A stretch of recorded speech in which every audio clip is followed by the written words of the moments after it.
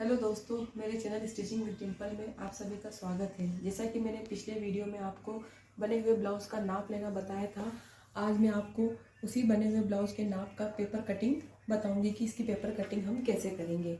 सबसे पहले हम ब्लाउज की लंबाई का निशान लगाएंगे। जैसे ब्लाउज की लंबाई 14 है तो हम उसमें 1 इंच प्लस करेंगे। ये हमने निशान लगाया। अब आप यहाँ पर स्केल की सहायता से एक सीधी लाइन खींच देंगे। उसके बाद में जैसे हमने उस ब्लाउज में बताया था कि या तो आप ब्लाउज के तैयार कंधे का नाप ले लीजिए या इस तरीके से नाप ले लीजिए। तो उस ब्लाउज में तैयार कंधे का नाप है 2.25 और गले की जो चौड़ाई रहती है वो हम 2.5 इंच रखते हैं। तो ये 2.5 इंच का निशान। और जैसे कि ब्लाउज का कंधे का नाप 2.25 है तो हम इसमें आधा इंच प्लस करेंगे तो ये 2.25 हो जाएगा। तो एक निशान हमने ये 2.25 पर लगाया है। उसके बाद में हमें इसके आर्म होल बिठाने हैं। तो आर्म होल के निशान के लिए ये 5.5 हुआ है तो हम यहाँ से 6 इंच का निशान नीचे की तरफ लगाएंगे। फिर इस निशान के इधर हम सीने का निशान, चेस्ट का निशान लगाएंगे। जैसे इसका चेस्ट है 35 का 1/4 9.25 हुआ तो यहाँ हम 9.25 का निशान लगाएंगे। ये 9.25 प्लस 1.5 इंच जो रहता है वो ब्लाउज में मार्जिन रहता है। और कमर का नाप है 32 का 1/4 8 हुआ है। 8 इंच के अंदर हम 2.5 इंच प्लस करेंगे। 2.5 इंच में 1.5 इंच हमारा मार्जिन रहेगा और 1 इंच हमारे बैक साइड के टक्स रहेंगे। 8, 9, 10 और ये 10.5 इंच का निशान लगेगा। अब मैं इस पेन की सहायता से इन निशान को एक लाइन में कवर कर दूंगी। ये देखिए,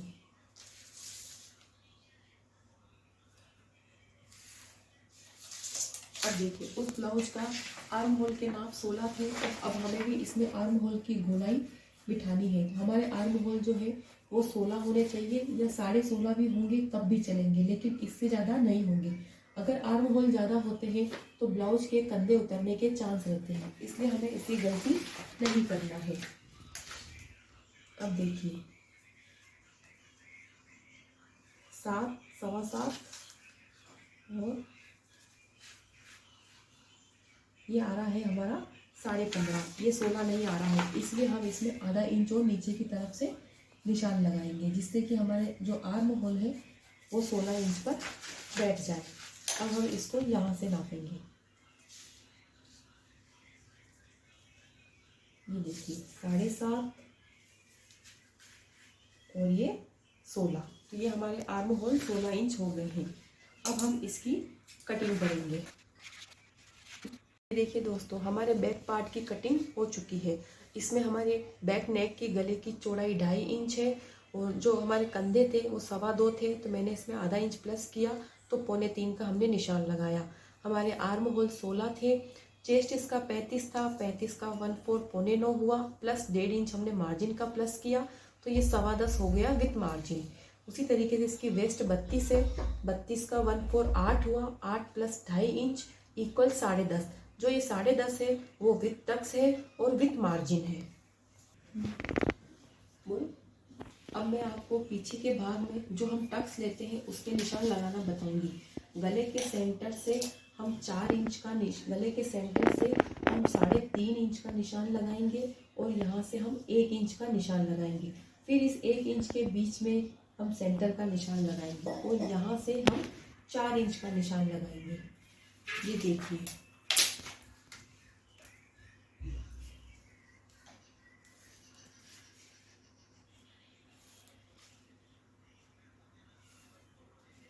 ये पीछे के टक्स का निशान है।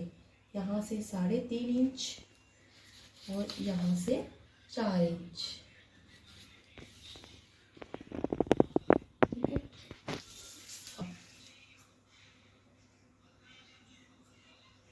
अब हम इसी बैक पार्ट से हम इसका फ्रंट निकालेंगे। फ्रंट निकालने के लिए सबसे पहले जो बैक पार्ट होता है उसको ब्लाउज पीस या पेपर कटिंग के साइड में हमें इस तरीके से जमाना है। उसके बाद में हमें कंधे और शोल्डर की तरफ से जो वाला कंधे शोल्डर का जो पार्ट है उस पर हमको सीधी लाइन एज इट इज़ ऐसी खींच लेना है। उसके बाद में हमें ये जो आर्म होल का कटिंग है इसको भी हमें ऐसे ही ड्रॉ करना है। फिर हमें चेस्ट और वेस्ट की साइड का जो पार्ट है उसको भी हमें ऐसे ही ड्रॉ करना है। उसके बाद में हमें देखना है कि हमारा जो बैक पार्ट जितना आया है उससे 1.5 इंच ऊपर हमें ये निशान लगाना है। ये देखिए आप, फिर इसी निशान से 1.5 इंच बाहर की तरफ हमको निशान लगाना है। उसके बाद में जो हमारा ये गले का निशान है, फ्रंट और बैक में जो गले की चौड़ाई होती है वो एक ही रहेगी। अब मैं यहीं पे मेरी टेप रखूँगी और हमारा जो फ्रंट नेक है, जैसे कि इसमें लिखा हुआ है फ्रंट नेक हमारा 7 इंच, ये 7 इंच पर मैंने निशान लगाया। इस निशान के बाहर 1/4 इंच बाहर आके हम इस तरीके से निशान लगाएंगे। फिर इस गले के इस निशान को और इस निशान को हमें एक जैसा मिला देना है। ये जो 1/4 इंच हम एक्स्ट्रा लेते हैं, ये हुक और हाई पट्टी में हमारा कवर हो जाता है। अब देखिए मैंने ये गले का निशान लगा दिया है। उसके बाद में जो हमने 1.5 इंच ऊपर लिया है, उस लाइन को हमें बिल्कुल सीधा मिला देना है। उसके बाद में हमें इस 2.5 इंच के निशान से इस तक हमें एक बॉक्स बनाना है। ये देखिए, ये मैंने एक बॉक्स मैंने बना दिया है। ये बॉक्स बनने के बाद में हम यहाँ से 1 इंच की गोलाई का निशान लगाएंगे। ये देखिए, अब यहाँ से हम फ्रंट नेक की जो गोलाई रहती है उस गोलाई का निशान लगाएंगे। ये हमारा फ्रंट नेक हो गया। अब हमें आर्म होल के लिए गहराई निकालना पड़ेगी कि ये आर्म होल की जो गहराई है ये उसका ड्रॉप है। ये हमारी आर्म होल की गहराई है। उसके बाद में हम जो ये 1.5 इंच बाहर आए थे, यहाँ पर हम 1 इंच का निशान लगाएंगे। फिर हमें चेस्ट के हिसाब से हमें मेन जो फ्रंट का टक्स है उसको डिसाइड करना है। जैसे इसमें हमारा चेस्ट है 35, तो हम यहाँ से 3.5 इंच का निशान लगाएंगे। उसके बाद में हम ये 2 इंच का निशान लगाएंगे। फिर जो ये हमने 3.5 इंच का निशान लगाया है, स्केल की सहायता से इसको 1 इंच पर हम ड्रॉ कर देंगे। अब हमें इसकी कटिंग करना है।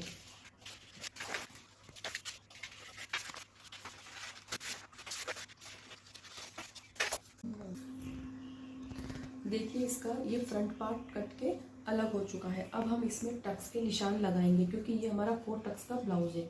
इसमें यहाँ हुक हाई की पट्टी की तरफ से हम जो 3.5 इंच का निशान लगाया है, उस 3.5 इंच के बाद में हम ये 2 इंच का निशान लगाएंगे।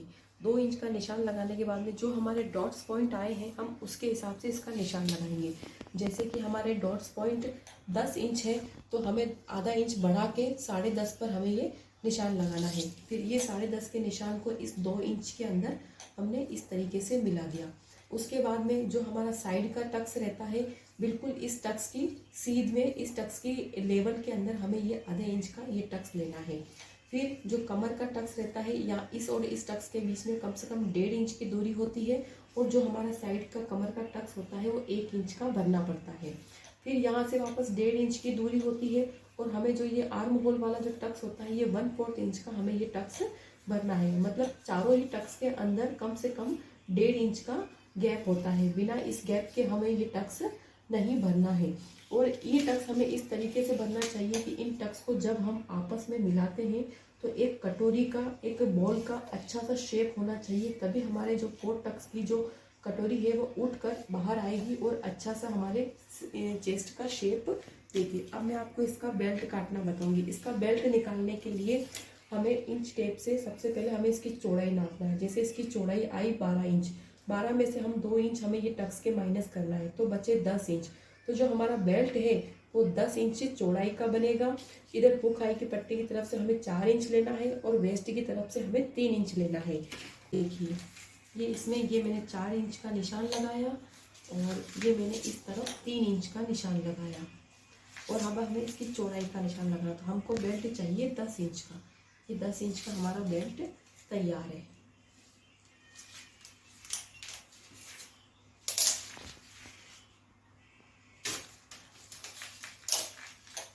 ये देखिए, अब हमें इस बेल्ट के शेप को इस तरीके से कर्व लेके हमको मिलाना है। ये वाला जो हिस्सा है वो हुक और हाई की तरफ जुड़ेगा, और जो कम वाला हिस्सा है वो हमारी फिटिंग की तरफ जुड़ेगा। ये देखिए, ये यहाँ से 4 इंच और यहाँ से 3 इंच बेल्ट हमको लेना है, और जिसकी बीच की चौड़ाई है वो 10 इंच है। अलग अलग ब्लाउज में इस बेल्ट की चौड़ाई अलग अलग रहेगी, लेकिन ये और जो ये नाप है, ये सारे ही ब्लाउज के सभी नाप में ये नाप जो रहेगा वो सेम रहेगा। 4 और 3 इंच का बेल्ट ही कटेगा। अब मैं आपको आस्तीन की कटिंग बताती हूँ कि स्लीव्स कैसे काटते हैं। सबसे पहले जो हमारा जो कपड़ा है या हमारा जो भी पेपर वगैरह है उसको हमें इस तरीके से 2 फोल्ड में कर देना है। 2 फोल्ड में करने के बाद हमें आस्तीन की लंबाई देखना है। हमारी आस्तीन की लंबाई है 4 इंच। तो अगर हम बिना अस्तर वाला ब्लाउज सिल रहे हैं तो हमें मार्जिन का 4 प्लस 1.5 इंच करना है, और अगर हम अस्तर वाला ब्लाउज सिल रहे हैं तो 4 प्लस 1 इंच हमको मार्जिन का प्लस करना है। जैसे अब इसकी ये आस्तीन की लंबाई है 4 और हम अस्तर वाला ब्लाउज सिलेंगे तो मैंने ये 1.5 इंच मार्जिन का प्लस कर दिया। अब यहाँ से हमें वापस नीचे की तरफ आना है, तो नीचे हम इस ब्लाउज में नीचे हम इसमें आएंगे कम से कम 3.25 इंच पर। नीचे हमें कितना आना है ये चेस्ट के ऊपर डिपेंड करता है। जितना चेस्ट कम रहेगा उतना नीचे हम कम उतरेंगे, और जितना चेस्ट ज़्यादा रहेगा उतना हमको ज़्यादा उतर के इसकी आर्म होल की गोलाई सेट करना है। इस तरीके से हम 2 लाइन खींच देंगे। उसके बाद में जो आस्तीन की गोलाई है, जैसे आस्तीन की गोलाई है 7 इंच, तो हमने ये 7 इंच पर निशान लगाया, और जो 1.5 इंच है वो हमारा मार्जिन है। उसके बाद में हमको यहाँ इंच टेप रखना है, और यहाँ से यहाँ तक इसके आर्म होल की गोलाई बिठानी है। जैसे आर्म होल हमारे 16 है तो 16 के आधे 8 इंच पर ये निशान लगाया। उसके बाद में ये 1.5 इंच हमारा मार्जिन हुआ, ये 1.5 इंच हमारा मार्जिन हुआ। उसके बाद में यहाँ से कम 2 या 2.5 इंच पर हमें एक निशान ये लगाना है, और फिर इस निशान से इस निशान पर सीधी लाइन हमको खींच देना है। उसके बाद में आधा इंच अंदर की तरफ, आधा इंच और बाहर की तरफ हमें एक पत्ती का शेप बनाना है, जैसे ये देखिए।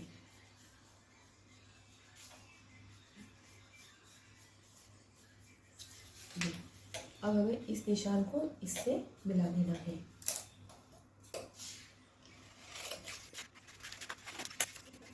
कटिंग करते हैं तो हमारा फ्रंट का जो पार्ट रहता है वो थोड़ा सा गहरा होता है। इसके लिए गहराई काटने के लिए हमें आस्तीन को खोल के उसकी हमें एक साइड की गहराई निकालनी है, और जिस साइड में आस्तीन गहरी होती है वो फ्रंट में जुड़ेगा। बैक साइड में उठा हुआ रहता है और फ्रंट में गहराई रहती है। जैसे ये देखिए, इन दोनों में कम से कम 1 इंच का अंतर है। ये आस्तीन की गोलाई 7 इंच है, और ये आस्तीन की लंबाई 4 inch plus 1.5 inch with margin है, और यहाँ से हम 3-3.25 नीचे उतरे हैं। 3-3.25 इंच हम नीचे उतरे। बैक है, ये फ्रंट है, ये बेल्ट है उसका, और ये आस्तीन है। अगर आपको ये कटिंग समझ में आई हो और मेरा वीडियो पसंद आया हो तो प्लीज़ वीडियो को लाइक करें, शेयर करें, कमेंट करें, मेरे चैनल को सब्सक्राइब करें और इंस्टाग्राम आईडी को फॉलो करें। Thank you.